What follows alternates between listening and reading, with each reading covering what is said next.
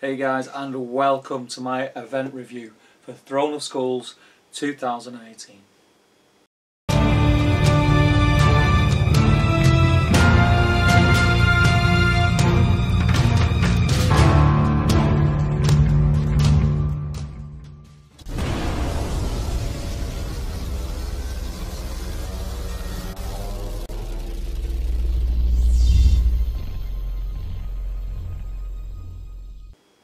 Welcome guys to Top Table Gaming. I'm Top Table Steve.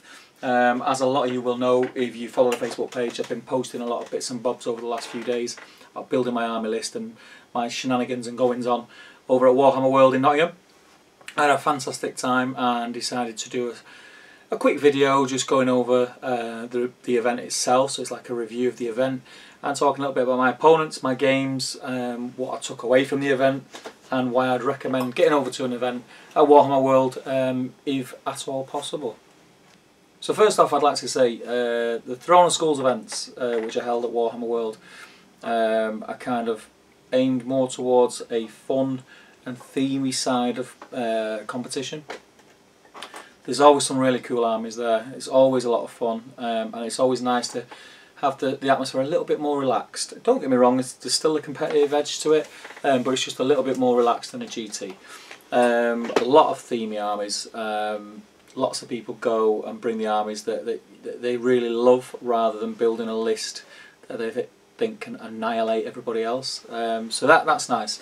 In the new rule set for Middle Earth SBG, it's actually a bit of a funny one because they've tried to make the game turn on its head in a way from the last incarnation, where it prompts you to bring more themey armies, and the only way to do that is to make themey armies quite a bit more competitive. So all these themey armies are coming out and they look awesome and they're great, but some of them are really tough to beat, and it really depends what your army is and who you're up against, what scenario you're in, which it did anyway. It's just that now the armies on the tables just look a lot more pretty. You know, the green alliances or their like full faction armies, which is great. I've been to a couple of Throne of Skulls now and a couple of GTs. Really like the events at Warhammer World. It's the events that throughout the year I try and make the effort to get to. I've not been to many this year, which is a shame, but life's been really busy and, you know, sorting things out for the channel and such. I've not had much free time, especially like full weekends, to go to events. So I've been to a couple of local ones. The ones that I couldn't actually game in, I've sort of made the effort just to still go and go and say hi to people who I chat to daily on Facebook and on the channel, because it's always nice just to keep the social side going, and it's the side of the event or events that that's what draws me in, should we say. I really like that side of it. Playing games is just an added bonus, as I've said before.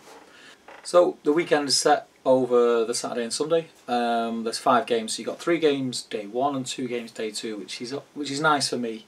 3 games in a day. By the 3rd game, I'm always really sort of tired. It takes a lot out of you to play these games and these weekends. It doesn't take away from the fun, but it is tiring. It's mentally exhausting, and you come away from the weekend feeling like you've done a hard graft. So it was 3 games on day 1. Like I said, and 2 games on day 2. The scenarios were rolled for randomly, which I like that also, so people can't sort of tailor their lists to the scenarios, and there's some scenarios that are more suited to certain armies, so yeah, it means that it's sort of really off the cusp, and you've got to make snap decisions on how you're going to play each game, and you can't, like I say, you can't really plan ahead going into the games, which is nice. Everyone's got a level playing field, so that's great. This Throne of Skulls was a first for me. It was 1,000 points. Now, up until this weekend, I'd never actually played 1,000 points army in SBG ever. It's a points amount that, especially before the new rules and sort of the focus being a lot more, it's a lot more focused now on big heroes, so spending a lot of points on big heroes. In the older rules you didn't do that so much, so for 1,000 points the armies would be huge, and my sort of sweet spot was around the 600 to 700 points battles, but now I think in the new rule set I could probably say that's more of a 700 to 800, So 1,000 points was a really new challenge for me, and I really struggled with my army list. I changed it constantly, which I think was apparent, and right up until the point of 10 minutes before leaving the house to head to Nottingham, last minute changes. Luckily I've got quite a lot of miniatures painted, so I'm able to sort of drop things in and take them out and change in the list that I brought. I brought a 5 armies theme list, so I had Thranduil with 8 Palace Guard with spears and shield. I had Dane on Warpig with, I think it was 6 Iron Hills with spears. One of them had a banner. I then had Gandalf, and in Gandalf's warband was maxed out, but we also had Alfred in there. The Lake Town militia that were in his warband were either spears or shields. I used what I had painted and didn't put too much thought into it, and in hindsight, as soon as I started playing games, realised what I should have done excuse me, was when all militia spears, if I wanted to optimise it, because I could then sit the militia spears behind either an Iron Hills warrior or the Palace Guard, and I'd have the high defence at the front but the extra dice for fairly cheap because of the spear support at the back. So if I played the list again, that's what I'd probably do. I'd go all speared militia. Whether I'd give them shields or not, I don't know, because turn 3, turn 4 of a game, when your lines are all split, maybe they might need the shields because they're such low defence. But they're really squishy anyway, so I don't know. I mean, you could get some extra minis in for the points that you'd pay for them shields that may never come into play. So it's one of them taking a risk or not kind of things. So also of Lake Town survivors, I had Percy, and he had 6 militia bowmen with spears, so that once they did sort of get into combat, which inevitably I thought would happen a lot, which it didn't, they could support each other and have multiple dice in combats. Oh, and of course I had the Iron Hills Ballista, which is so cool, so devastating. I brought that to the event, didn't really know how to use it, I'd never used it before, I played against it and was terrified of it, and that's why I decided to take it, because I thought it kind of makes your opponent think in a certain way defensively and move around the board in a certain way, because they're so worried about being hit by this thing, which you would be because it's devastating. So I thought I'd do that, and it's more of a distraction than anything. Some games it did very, very well, some games not so much. It's hit and miss. You're hitting on a 4+, so it's 50-50 whether you actually hit with it. But it is really good, and it looks cool. It looks really cool. I think possibly my next event that I go to, I might do a full Iron Hills with Goat Riders, Siege Ballista, and a load of warriors, because they just look awesome. I've got loads of the army painted, so I may as well use it. But yeah, that was my list. A lot of fun. Battle of 5 Armies theme.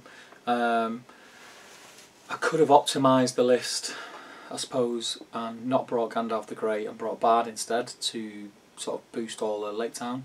But it was one of them where, like I said, I've not played 1,000 points before, and the temptation, I can bring Thranduil, I can bring Dane, I can bring Gandalf, I can bring Percy, all in one list. And it was a toss-up which one I wanted to play the most, and I've played Bard quite a lot previously in Lake Town lists, and Gandalf not as much, and I wanted to kind of just get a bit better at my skills using a wizard, which I'm not sure whether I achieved that or not, because I kept forgetting things, forgetting to cast certain things, like the things straight off the bat, like your blinding light and your terrifying aura. I kept forgetting. There's so much to remember in a 1,000-point army when you've got so many different aspects to it. But it's a learning curve still for me, still learning every day. This new rule set, it's like playing a new game for me, and it's fantastic. I love it. So I think now you know my army, you know a little bit about the event and why I went, we'll talk about my opponents.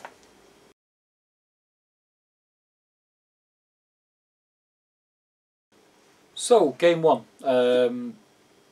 Really happy with the fact that when I walked up to the table, the fella that was sat there waiting for me was Andrew Kerr. Not met the guy before, so I'd obviously never played him before, which is fantastic. I really like that at events, when you're playing people that you've not played before. Really nice guy, uber polite, very friendly, just a really cool guy, and I hope to meet him into some events going forward and chat to him on Facebook and what have you. that'd be really great, because it was a pleasure to play him. He had a full Iron Hills army, really nicely painted. He also had a ballista, which was interesting. We thought it was going to come to sort of a ballista off, if you like, at some point. We were playing to the death, so it was basically just a scrap.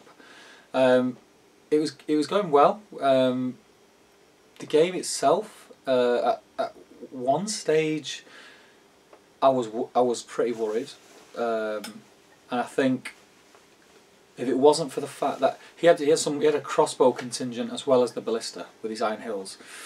Iron Hills crossbows are quite expensive, and he held them back a lot. And I think probably it might have been first game nerves. I've done it myself before, and you know, you think, right, I'm just going to hold off. I'll hold off another turn. I'll get a shot off. But unfortunately, once we hit lines, you can't, you know, good can't shoot into combat. So he struggled to get any use out of those, and it was quite a sort of large chunk of his army not doing anything. And then obviously another part of his army was playing the rest of my army, so I sort of outnumbered him points wise. I had the big hitters in there, so I had Thranduil, I had a Palace Guard, whose fight value was higher anyway, but when they were near Thranduil, went up to fight 6. So yeah, in the end, I ground it out. It was a great game, and it was all in good spirits. And I broke him, killed his leader, and I think I want to say I won that one 11-0. I think it was 11-0. Or it might have been 11-1 or something. Okay. Yeah. And yeah, I managed to clinch the victory on that one. That was good. Broke him, killed his leader. Fairly, the score at the end didn't really reflect the game itself. I really enjoyed the game. Really nice guy. So anyone who played him will back me up on this, and I recommend if you get a chance to play Andrew, play him. He's a really cool guy. We had a lot of fun. And yeah, so started off on the front foot, which straight away got me worried, because I thought, right, okay, I've just won my first game, so I'm now in the top 50%. So I'm going to play some of the better lists. So from there, the draw was put out on the big board, and I went to my table. And again, pleasantly surprised, I was playing someone that I'd not played or met before. This lad was called Robert Curtis. Again, lovely guy, lovely guy. Had a really nice army. It was an Isengard army. It was Saruman, Vrasku, Lurtz, and then Ugluk, a load of berserkers and warriors, and some crossbowmen. Really nice. So a really sort of, you know, the kind of Isengard list you'd expect to see someone maximising on what they can get in an Isengard list. And at 1,000 points, it's quite scary. They can get a lot in there. I was fairly lucky in the fact that, I say lucky, it was probably more the fact that Robert, he told me that he used to play and he'd not played for a long time, so the new rules, everything was quite new to him. And then obviously being a little bit rusty because he'd not played for a while, there were certain things where I seen him make little mistakes that maybe if he got a few more games under his belt, he wouldn't be making them kind of mistakes, and the outcome of the game could have been totally different. So Lurtz's special rule, we were playing whole ground, by the way, so it was Maelstrom of Battle. Lurtz's special rule is that it's as if he rolls a 6 on his deployment, so he can choose where to go. So he deployed Lurtz first, which straight off the bat I was like, oh, okay, because for me, I think you'd always deploy him last, because you'd see where everyone else ended up, and then you'd put Lurtz's warband where he's needed the most. Whereas if you put Lurtz down first, and then everyone else is deployed miles away from him, he's isolated. And that was just, I mean, that just was showing that he's not played for a while, and he was probably trying to think of everything else and think of all the new rules. We've all done that. We've all done it. We've all been there. You know, but we do, you know, these little mistakes. So that I was thinking, all right, okay. And then he rolled for a few more, and I got to play some of his warbands, and sort of basically split him up along his edge. So he was all along his edge, barring one warband, which was in the corner on my edge, which was behind a ruin. And I was very lucky in the sense that I brought, when I went to roll, I brought Percy on first, and they were central, right in front of me on the board, or the 6x4 board. just had a nice sort of corridor of fire down towards the centre of the board, where obviously you've got to get to for whole ground, and then everything else come on the east or the west, all together one side. So all my Palace Guard, all my Iron Hills, and Gandalf and the rest of them with Alfred. So I quickly just got them up the board. I was able to just start picking off with shots with the ballista, and the ballista was doing a lot of damage because he had a lot of ground to cover to get sort of his ranks back to where he wanted them to be. And whilst that was happening, I was just pinging shots off with the ballista. Shot very well with the ballista. I think in the whole game I maybe didn't hit once, just on the one turn. So that put him on the back foot, I think, because he started to lose miniatures fairly early on. His crossbowmen were also over the far side of the board, and he had to get them up. So he used a couple of marches here and there, and then by this time I'd got everything across to where I wanted it to be. I picked off Ugluk's warband fairly quickly, because I had more of my force against a very small contingent of his, and then he actually got to the centre of the board before I did, but I was able to just overpower him. He also made a bit of a mistake with his leader, which was Saruman. So he popped him out of his front lines to cast a spell, which I think he failed. I've got a feeling he rolled Snake Eyes on Sorcerer's Blast or something like that, and it would have caused a little bit of damage. It was into a group of my guys, but it wouldn't have been that much, so it ended up being a costly mistake. I was able to then command, using Gandalf, one of his warriors forward, of which I charged Dane and Thranduil into, and heroic combated then onto Saruman. And yeah, just from there it was a bit of a bloodbath really, and it was just down to lack of playing regular. You could tell by the mistakes that he made. He was concentrating more on making sure he got his rules correct rather than tactics. So taking nothing away from Robert, I think getting a few more games under his belt, that list would be very, very strong. If he didn't make, especially the Saruman thing and alerts deployment, don't take them two mistakes out of the game, and I think it could have had a totally different outcome. But other than that, I mean, I had a great game. Robert seemed to have a great game. We were laughing, all the way through it. And yeah, it was fun, and I managed to sort of just get the win. I ended up just sort of almost wiping out his force in the centre, which for me was great, obviously.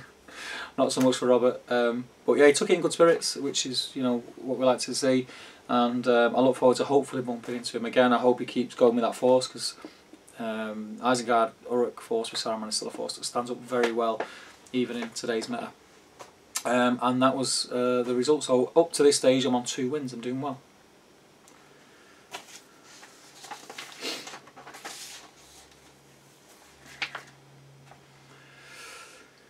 So, game 3. The scenario was Fog of War, and at this stage I'm on top table, and I'm thinking, what the hell am I doing here? I have no right to be here. I'm not a top table player, and my force is not a top table force, but I'm there, so I have to deal with it. And I got brought down to earth very quickly.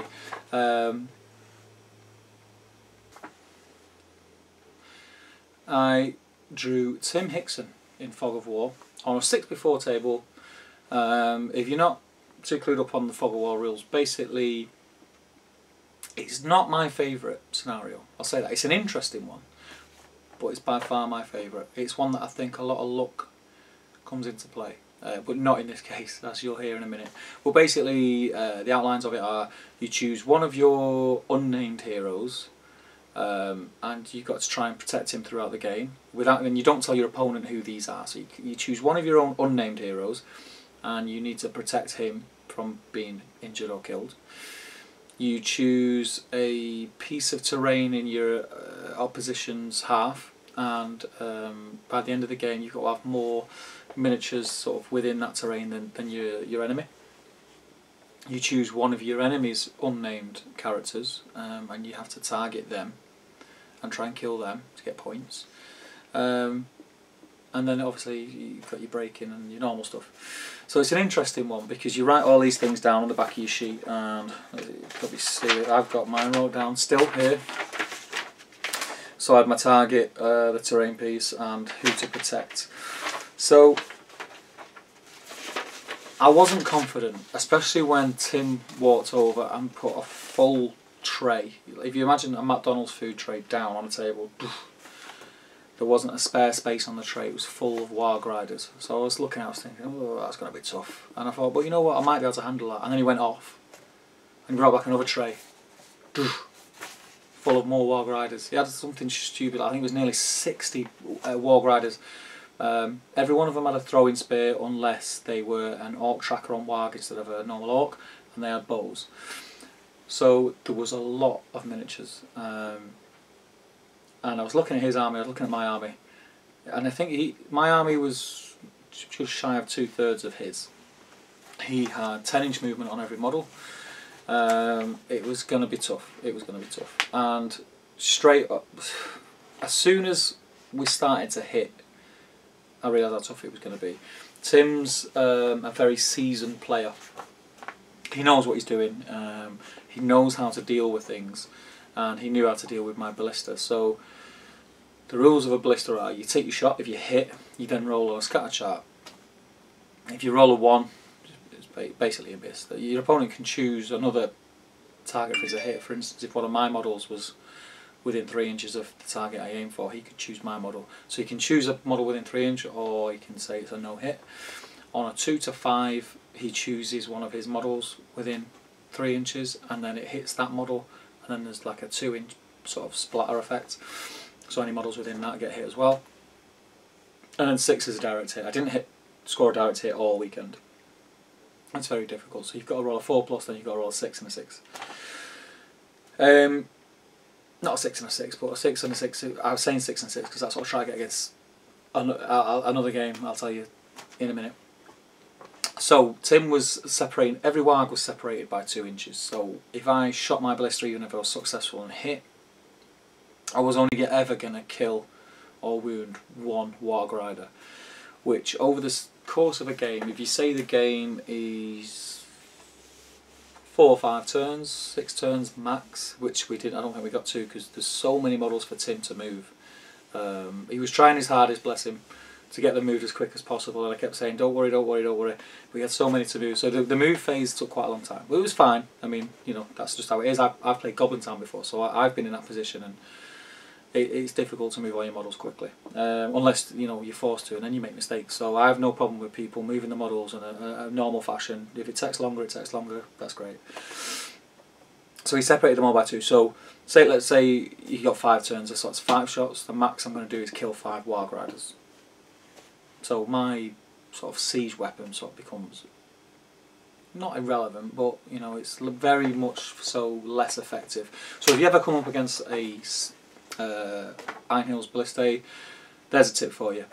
When you're marching forward, keep all your models 2 inches apart. And an easy way to do this, rather than sort of measuring with a tape measure, is Tim had the swords from the Middle Earth. On Games Workshop, the Middle Earth swords, and I think it's Sting that's 2 inches, or it might be one of the ring race daggers. I don't know. It's 2 inch anyway. But you get yourself measures. You could just get a stick, 2-inch stick, and just make sure that you can put your stick between all your miniatures. And if you're up against a ballista, the max they can do is injure one warrior per turn. It's a good tip, and he did it very, very well. He target prioritised. He went for the ballista to get rid of it because it was a pain in his backside. If it did get a direct hit on his leader, say, he had so many miniatures, he was able just to overcrowd each piece of terrain in my half, so to guarantee that he was going to have more models on the terrain piece of terrain that he targeted. The only thing that he didn't get, he assumed Percy was the hero that I wanted to protect, and it wasn't. I didn't have any unnamed heroes anyway, but yeah, he didn't get that. Cut. So yeah, as soon as he started going forward, it made it difficult. I couldn't really move. I couldn't get through the mass of wargs. So he was able then once we hit, I kind of got stuck. So it was just grinding me down. Dane and Thrandall did well. I've got feeling Dane and Thrandall did well. Did what they needed to do. I managed just to sort of stave off, but I didn't stand a chance in the scenario, and it was a major loss in the end. And full congratulations to Tim. He played it as he should. And even Tim said, I don't think he realised how competitive that army was going to be. It was very, very good. Very good army. And a lot of dedication to paint that many Warg Riders. That's just a crazy amount of things to paint. But yeah, so I ended up at the end of day one on 2 wins and a loss. So I was happy coming out of day one going into day two. I was in a good place. So, day two. Really happy to continue on that role of playing players that I'd never played before. I went through day one. I'd not played any of the 3 players that I'd played before, so that was great. And it continued into day two. I played a lad called Tom Thorpe. Now, Tom Thorpe had a Gondor army which was stunning, and rightly so. He got a nomination for Best Army, and I think he won Best Army. He had numerous Citadel Guard in his list, and every one of them had the White Tree of Gondor painted on the cloak, and it was painted in a way that if I tried to paint one, I would have cocked it up, and he painted it on them all. They looked fantastic. It was a stunning, stunning army. He had 2 of the little sort of ballista siege weapons, which didn't. I don't think they did anything. I think they might have killed 1 militia all game. They're not as good as I thought they would be, and I've painted 2 up for myself. But yeah, they still look cool. He had Faramir. I think he had two normal captains, and then Denethor was his leader. I think that was it. Yeah. And I kind of was lucky again. So it was Lords of Battle. So it was kill as much as you can. So it was kind of a good draw for me because he had a really big army. I think he had, again, it was like 60 plus models possibly. So I had slightly less. I was able to get the advantage of fight value in most of the fights we had.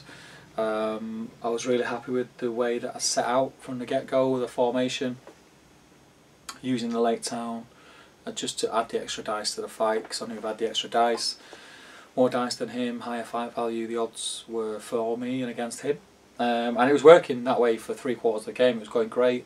The ballista was on form. It took out one of his ballistas, totally just gone. It put a big dent in his bowfire, his Citadel Guards who had bows. Straight off the bat I was hitting them and killing them or knocking them down, so they weren't able to shoot. And yeah, it was going good, and it was going really good. And in the end it got to the point where it was quite close in the sense that the game wouldn't end. So it was one of the ones where when you're broken, the game ends on a 1 or a 2. I'd broke him, I'd killed his leader, I'd the massive advantage on the amount of models that I'd killed over what he'd killed at this stage, sort of midway through the game. And we couldn't, well, I'll say we couldn't, a 1 or a 2 didn't arise and the game kept going. And slowly he did start to drag it back. My formations broke, he was picking off the Lake Town, his target priority was very good, he knew what he was doing. The Lake Town with easy targets, picked them off. He eventually broke me, but my leader was fine, and I had double the amount of kills by the end of it that he had. By one I had double, so I was lucky there. But yeah, it was a really good game. It was a lot of fun.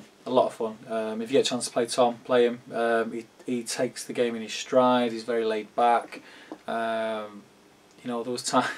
was times where I was killing his models, and I started to feel a little bit bad at one stage because I killed so much, and I think he'd killed 1 Lake Towner and he had something stupid like 20 guys dead.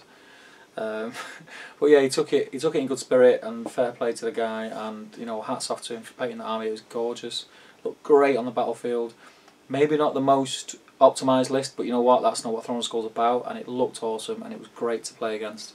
I think it's a really good army. I think he's got the makings there of what could be a competitive army, especially with all the new heroes in, and he's put all the legwork into that, so I'd keep your eye on that one going forward. But yeah, that was a great one. That was game 4, and that's another win. So at this moment I am on 3 wins and a loss.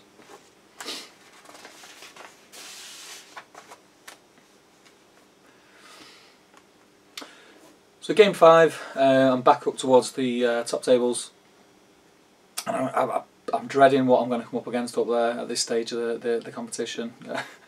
Again, I don't feel like I had any right to be up there with the army that I had, but it was doing quite well. The only game thus far that I've lost was a game that I don't think I could win in that scenario. A different scenario possibly, but in that scenario I don't think I could beat Tim's army. So I'm feeling fairly good going into the last game and thinking, well, I've got 3 wins. What will be will be. And Devin rocks up. Devin Marino from the American YouTube channels and all the SBG American Facebook groups.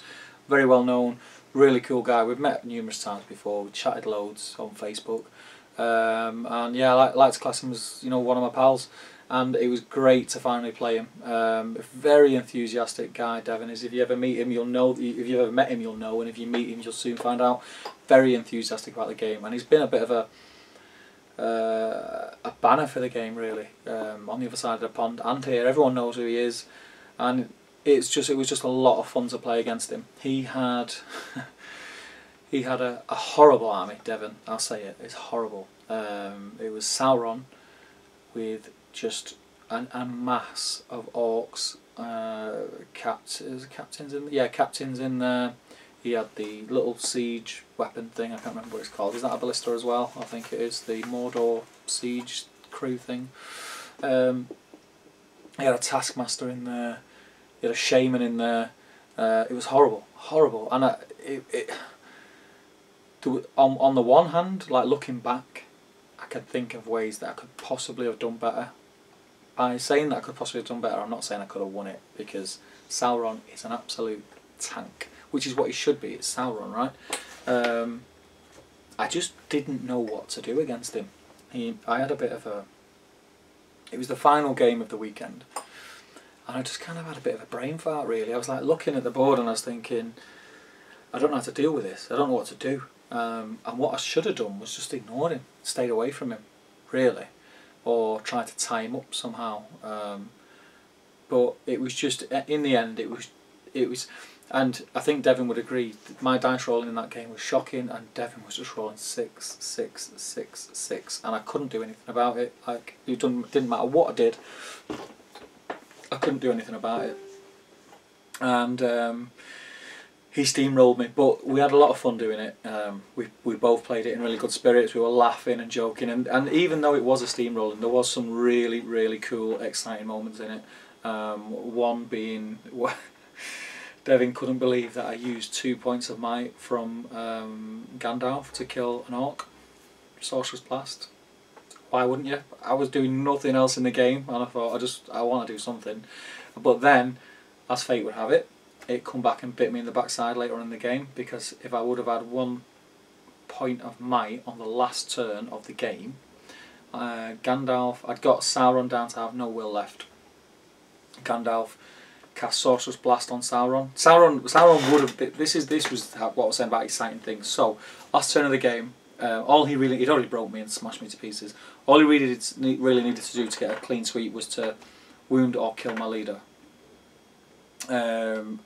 And he was on his way over to Gandalf, and Gandalf decided to Sorcerer's Blast as a last ditch attempt to get away. So I called a heroic move at Gandalf, and on the way to run away I cast Sorcerer's, and he still would have been able to catch me. I think, if I remember it correctly, he would have been able to move into a late town militia guy and heroic combated still into Gandalf. I don't think I could just get away, so unless this Sorcerer's Blast come off I would have been in big trouble.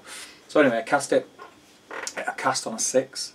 Sauron had his free will point, which he gets every turn, plus his resistance to magic, so he had 2 dice. He rolled. He failed to resist. I think he rolled a 3 highest. I might be wrong. Devin will correct me if he did. I think he rolled a 3 highest, and he had 2 points of might left, so he couldn't resist it. So the Sorcerer's Blast went off, which was great. And then to wound him, because his defense 10, I needed to roll a 6 by 4. So we were like, oh, here we go. Rolled the first dice, 6. I was thinking, oh my god, I'm going to get a wound in his leader, I'm actually going to get something out of this game. Rolled the second dice, 3. A 3. I needed a 4.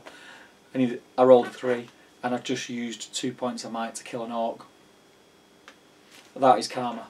That is karma. That taught me a lesson that no matter how like glum it's looking in a game, don't waste your resources. I just was getting to the point where I just wanted to kill something, and I used 2 points of might. I had quite a bit of might with Gandalf, obviously, because I've got Alfred. So, but yeah, that was the game come to an end.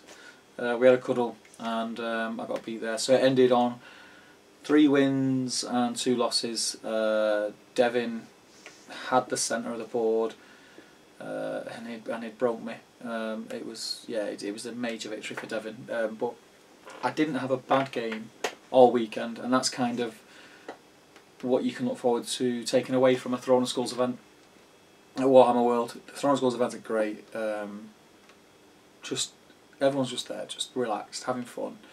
There is some filthy lists at Throne of Skulls now. I think it's going to be like going forward, but you can't knock them because they're themey. So if they're themey, that's how it should be. I'm going to go away and try and learn how to beat Sauron. And I'm also going to try and write a 5 armies list that is less one-dimensional, because I really like the theme, and I've got tons of minis from 5 armies, so that's what I'm going to do. I still want to keep it really themey and really fun to play. The nice thing about it is there's so many different aspects to it. You've got your ranged fire, you've got your hard hitters, you've got your cheap hoardy bits. I had a bit of magic in there. You've got the cool special rules that certain heroes bring. It's a really nice list, and they're all green allies as well, obviously, because they're all from Battle of 5 armies, so it makes complete sense. But all in all, I had a great weekend. Big congratulations to Damien and Tom, who came 1st and 2nd respectively. Spent most of the weekend socialising, amongst others, with Damien and Tom, as we tend to do when we're at these events together, because it's a lot of fun. We don't get a chance to socialise very often. They obviously live in London, I live in Manchester. But yeah, it was great. It was great. 100% going to the next Throne of Skulls, 100% going to the next GT, and I would highly recommend it to anyone. Big congratulations to everybody that took anything away from the event. The official leaderboard, as I'm recording this, hasn't actually gone up yet, so I couldn't tell you what position I ended up in. But I don't think I'd end up too bad. My VPs were alright. The games that I won fairly well. The games that I lost, I got smashed. But yeah, I really enjoyed it. Make an effort to go to Warhammer World. You won't regret it. And I'm saying that, make an effort to get to some of the SBG events. The community that we've got is fantastic. It's the main reason I go to the events. The main reason I go is because the people who play this game are cool people, friendly people, considerate people, and they're people that you'll make friends with, and you'll be friends with for a long time, if not for the rest of your life. That's what I found anyway. Everyone's really welcoming. So I will leave the video there, and I hope to see some of you at events in the very near future. Do make the effort. You will not regret it. We were all newbies at one stage and had not been to an event, and were quite sort of cautious and scared about going and making a fool of yourself. We've all been there, we've all done it, and it doesn't pan out like that. Everyone's really helpful and welcoming. So make the effort, and I will see you all very soon. Take care, guys. See you later.